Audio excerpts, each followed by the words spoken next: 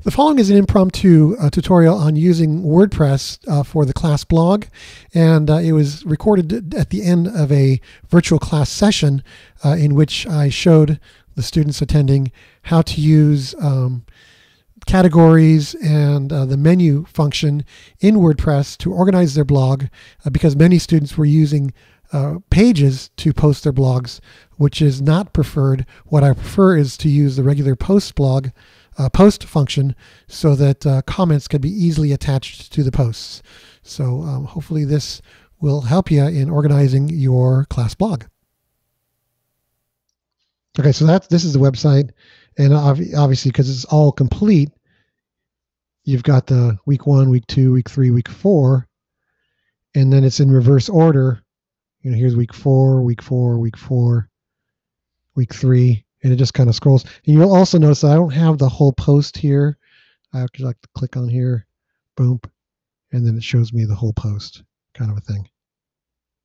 So these are just posts. I'm not making pages for this. Actually, it didn't do it. It did something different. Okay, so now let's look at behind the scenes. Dashboard. So in appearance, menus, basically what I've done is I've created menus week 1, 2, 3, and 4, and all I'm doing is I'm telling it use the category of week 1, week 2, week 3, week 4. And so when I create my posts, then their category is right there. So as I create a post, let's just create a post, add new. And that's how it links. It just syncs up based on the... Yeah, okay. So I'm not having to do anything other than create, here's my title, always week 4, new stuff. Here's new stuff. And then I go over here to my category, week 4. Got it. Publish. So they're more or less links rather than right. So you're not having to create. So you're not having to create new. So here's the week 4, and it should only list the week 4 stuff. So here's only week 4 stuff.